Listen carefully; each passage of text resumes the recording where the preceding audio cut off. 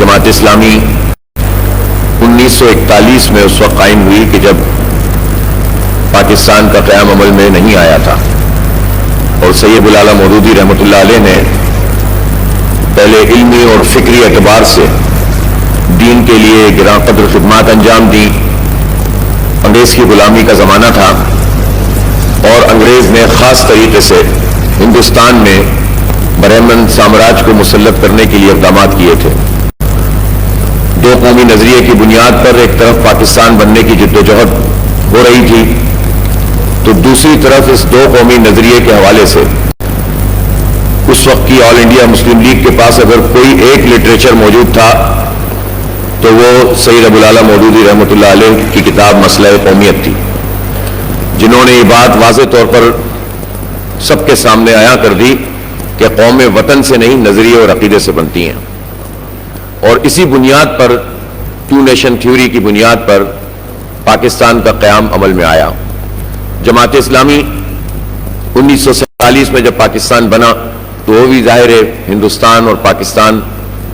اور کشمیر ان تین جگہوں پر تقسیم ہو گئی، اور پاکستان کے قیام سے لے کر اب تک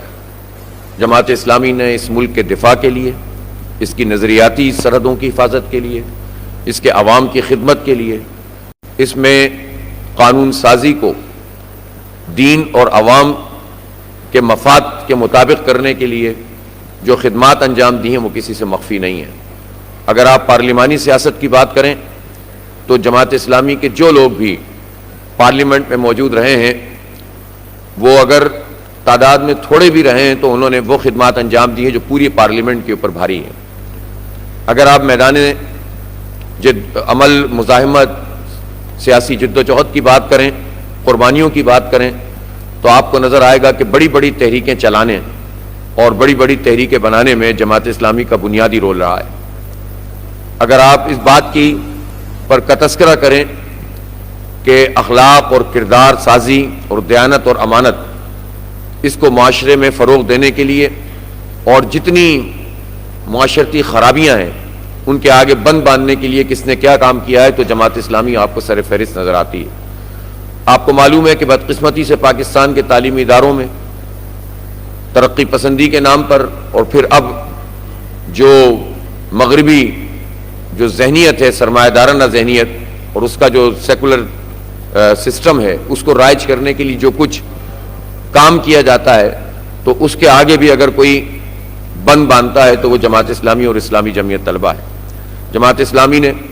لٹریچر کا مقابلہ لٹریچر سے کیا، دلیل کا مقابلہ دلیل سے، نعروں کے مقابلے میں نعرے، اور سیاست کے مقابلے میں وہ سیاست پیش کی کہ جو شرافت کی سیاست ہے، وہ سیاست پیش کی کہ جس کو ہم عبادت سمجھ کے کرتے ہیں۔ اس لیے جماعت اسلامی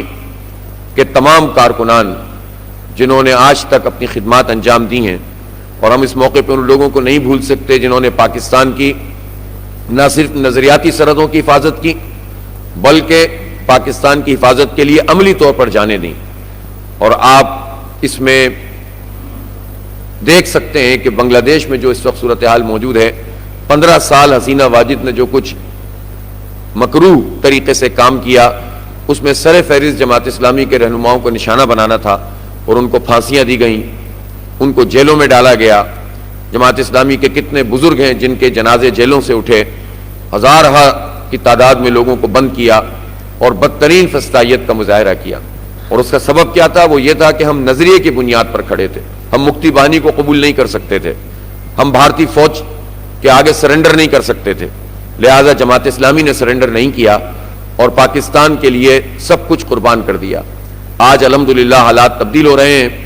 اور انشاءاللہ پاکستان میں بھی آپ دیکھیں گے کہ ایک مرتبہ پھر حق اور انصاف کی بالادستی کا نظام قائم ہوگا۔